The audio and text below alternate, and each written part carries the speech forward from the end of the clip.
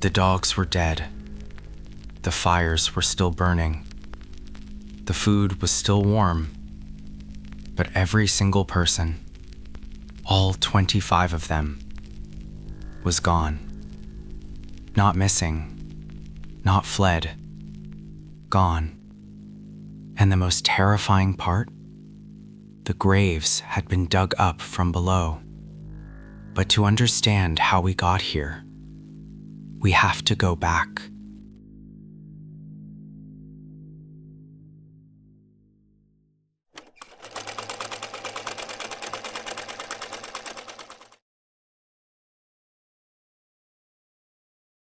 November 1930.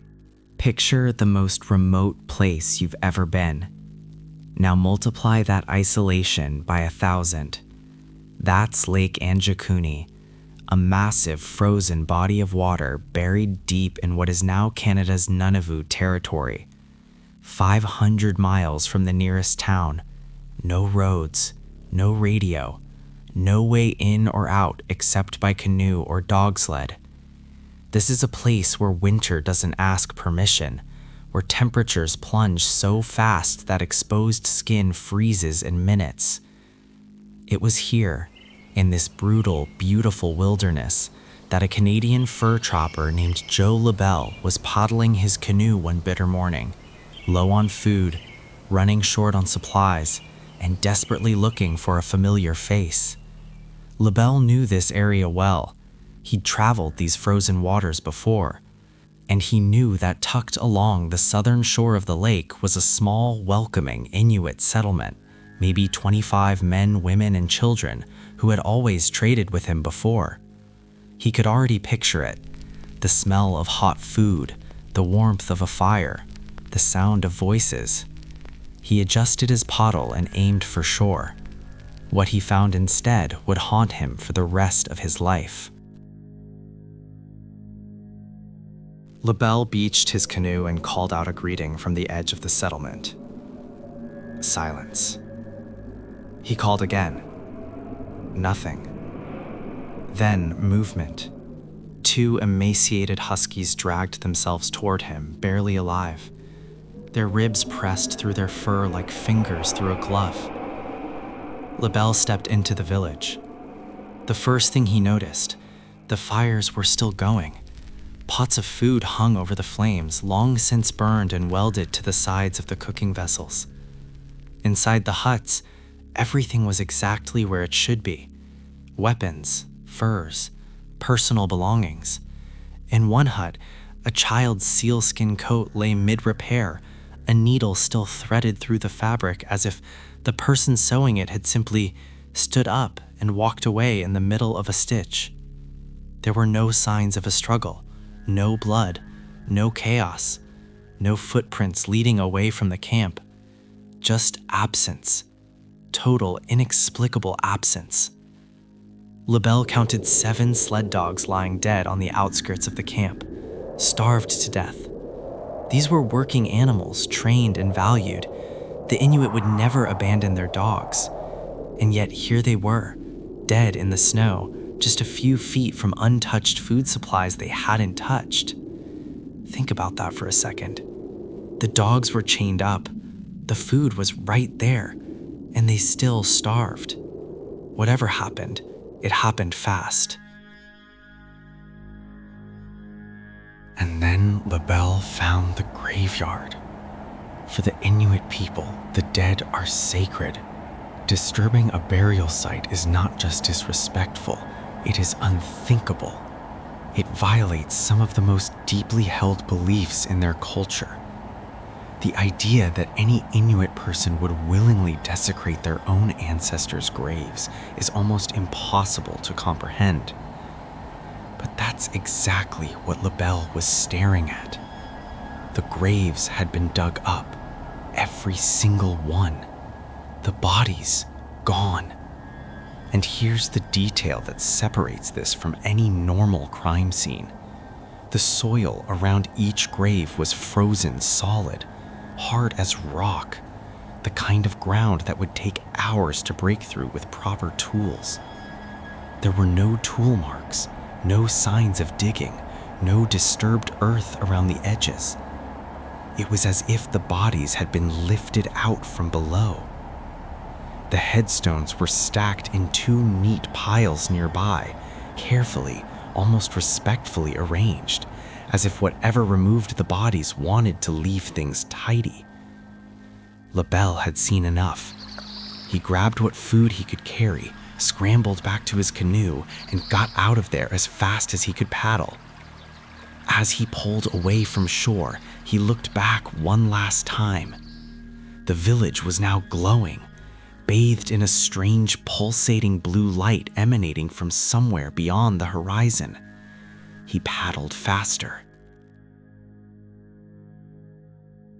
LaBelle made his way to the nearest telegraph office and sent a message to the Royal Canadian Mounted Police. Several weeks later, a small detachment of Mounties, led by Sergeant J. Nelson, set off on a grueling 560-mile ride across frozen country toward Lake Anjikuni. But what's fascinating is what they discovered on the way there.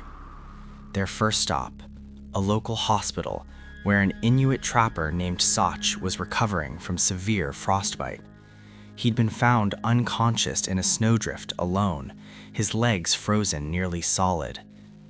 When the Mounties questioned him, his answers were barely coherent, but one phrase kept coming up, over and over again. Tornrak. In Inuit folklore, Tornrak is an enormous, terrifying spirit, a vast, malevolent being with tusks jutting from its face, capable of controlling the weather and bending nature to its will. A creature that doesn't just kill, a creature that erases. The Mounties moved on. Their next lead, an Inuit village 150 miles from the lake, where elders had taken in a 10-year-old boy who had wandered in a blizzard 2 months earlier. He was uninjured, well-fed before his arrival, and appeared to have come from nowhere. He hadn't spoken a single word since the night he arrived. Not one word. No surrounding tribe could identify him. Nobody had reported a missing child. He had simply appeared out of the storm. And then came the testimony that disturbed Sergeant Nelson the most. A local trapper named Armand Lucrin told him that for months, he and his 2 sons had been followed by strange blue lights in the night sky. On one occasion, they watched a large cylindrical object hovering silently above the tree line before it suddenly transformed into a bullet shape and shot off at impossible speed toward Lake Anjikuni. An experienced trapper who had spent decades in the Arctic, a man who knew the northern lights better than most people know their own backyard, and he was certain this was something different. When Nelson and his men finally reached the settlement, they found exactly what LaBelle had described: the spoiled food, the unfinished repairs, the dead dogs, and the empty graves. Nelson noted in his report that the ice around the burial sites showed absolutely no signs of being worked by human hands or tools. The headstones were stacked with a precision that seemed almost ceremonial. He spent several hours documenting what he saw, ordered his men back to their horses, and made the long journey home. His official report was brief and unsatisfying. No signs of criminal activity. He could not explain where the villagers had gone or why. He did note one thing, however, something that seemed designed to quietly discredit LaBelle's account without directly calling him a liar. LaBelle, Nelson pointed out, had only applied for his first ever trapper's license the previous year. He was not the seasoned, experienced wilderness expert he had claimed to be, and he had sold his story to a newspaper, one with a reputation for sensationalism. Was LaBelle lying? Was he exaggerating? Or had a bureaucratic detail about a license become the easiest way to bury a story that nobody in authority wanted to explain? Because here's the problem with dismissing it entirely. The RCMP investigated it themselves. They confirmed the empty camp. They confirmed the disturbed graves. They confirmed the dead dogs. They just couldn't explain any of it.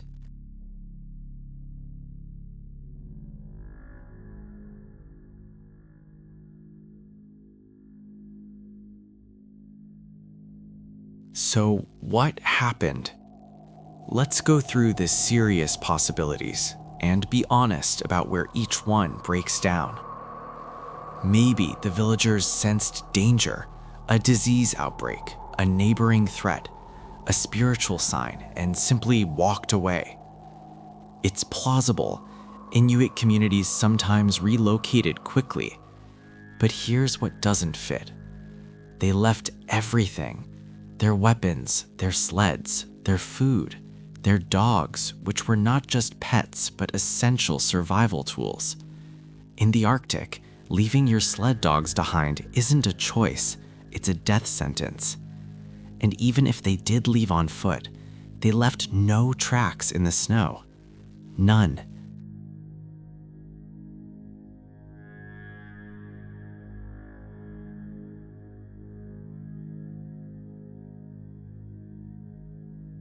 This is the RCMP's current position. They've officially stated the story is at best an exaggeration and at worst a fabrication. And there is real reason to be skeptical. The journalist who first published the story, Emmett Kelleher, had a history of embellishment. One photograph used in his original article was later proven to be decades old. Over the years, different retellings changed the number of graves, the size of the village, even the type of structures LaBelle found. But here's the problem with dismissing it as pure fiction.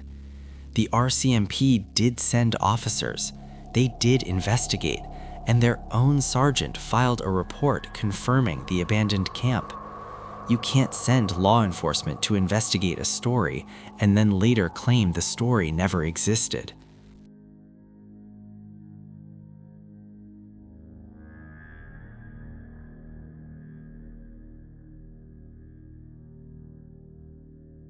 The blue lights, the cylindrical craft, the pulsating glow LaBelle saw as he paddled away. The UFO theory gets mocked, but consider this. 3 separate, independent witnesses reported anomalous aerial phenomena in the area around the same time. None of them were connected to each other. None of them had any financial incentive to lie. And the graves. No tool marks, no disturbed earth, bodies removed without any sign of physical excavation. If you were designing a scenario that looked like an abduction, whether by something earthly or not, this is exactly what it would look like.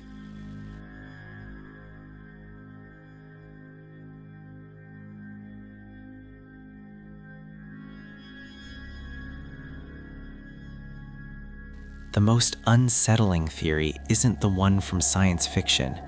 It's the one that the local people already believed. A delirious, frost-bitten hunter whispering the same spirit's name over and over. A mute child who appeared out of a blizzard and never spoke again. Graves that appeared to have been opened from below. The Inuit people have lived in this wilderness for thousands of years. They know it in ways that outsiders never will. And across that entire cultural history, the Tornrak represents the thing they fear most. Not cold, not starvation, not rival tribes. Something else. Here's what we know for certain. In November 1930, an Inuit settlement on the shores of Lake Anjikuni was completely abandoned. 25 people vanished. Their graves were disturbed. Their dogs were dead. Their food was still warm. No bodies were ever found. No survivors ever came forward. The missing child never spoke. The RCMP closed the case and eventually dismissed the whole thing as legend. But legends don't come from nothing. the story was first published in a newspaper just days after LaBelle filed his report, before anyone had time to embellish it, before the UFO theories existed, before it became famous. And in that first raw account, the facts were exactly the same as what the Mounties later confirmed in person. Something happened at Lake Anjikuni on a cold November night in 1930. 25 people were there, and then they weren't. Nearly 100 years later, we still don't know why. So here's the question I want to leave you with, and I want you to think about this carefully before you answer. If the RCMP investigated and confirmed the scene, why did they later officially deny it ever happened? What exactly were they trying to bury? Leave your theory in the comments. I read every single one. And if you want to go deeper, the next video covers another mass disappearance that makes Lake Anjikuni look like a minor mystery.